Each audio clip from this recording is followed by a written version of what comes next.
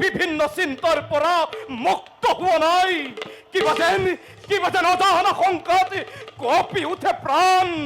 কিবা কৰা দয়াময়, কিবা কৰা।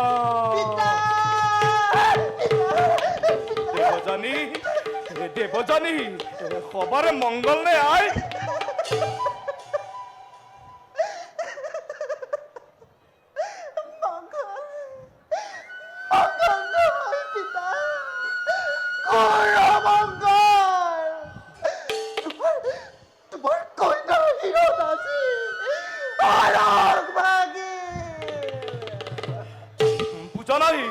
বুজা নাই দেৱযানী?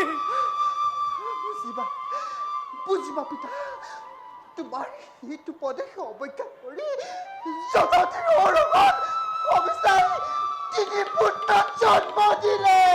কি ইমান সাহস তোৰ?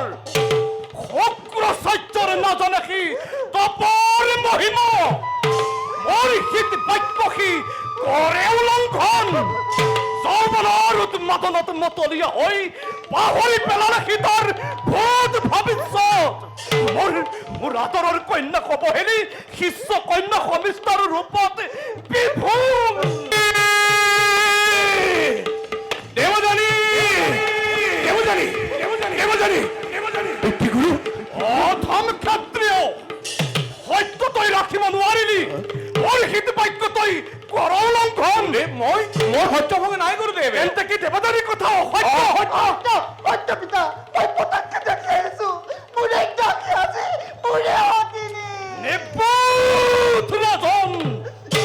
এতিয়া মোৰ সত্যকে তই আনিছ মুখত। গুৰুদেৱ, স্ত্ৰীলাভ, বিবাহ, গোপ্ৰাপণ ৰক্ষা, প্ৰাণৰ সংকটে আৰু সৰ্বশান্ত হোৱাৰ সম্ভাৱনা, এই 5টিখন ঠিকনাতে সত্য নকৰিব নাৰাখিলেও তাত কোনো পাপ নজন্মে গুৰুদেৱ। তোৰ দৰে কামাতুৰ মূৰ্খ ক্ষেত্ৰৰ মূৰ্খামিতেই পুৰুষৰ লক্ষণে কাল অতীত হল। তোৰ দৰে কামাতুৰ পৰা জগতত যি অনিষ্ট হৈছে তাৰ ক্ষতিপূৰণ আজিলৈকে কেৱল কৰিব পৰা নাই। সত্য কথা গুৰুদেৱ। দেহৰূপী বৃক্ষৰ সত্য পুষ্প ফল, কিন্তু মিছাৰ শিপা দিলে জীৱন বৃক্ষৰ বিনা অৱশ্যম্ভাৱী। আজি সেয়াই হব।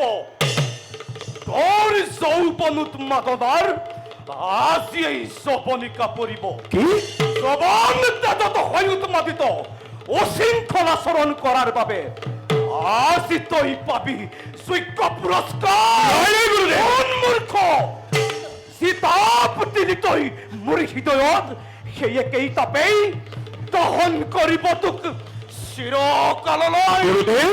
কিন্তু মই ব্ৰহ্মশাই এই মুহূৰ্তেই জৰা ব্যাধিয়ে বিকৃত কৰক তোৰ সৰ্বাংগ।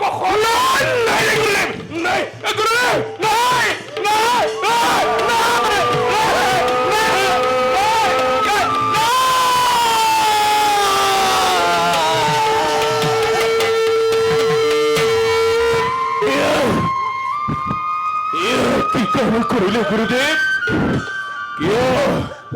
কিয় দিলে আপুনি মোক এনে অনিশ্চৰ অভিশাপ? দেৱযানী, তুমি কি কাম কৰিলা দেৱযানী? সামান্য এটি কথাকে মহিয়ান কৰি কিয় তুমি এনে নিষ্ঠুৰ সিদ্ধান্তত অৱলম্বনী?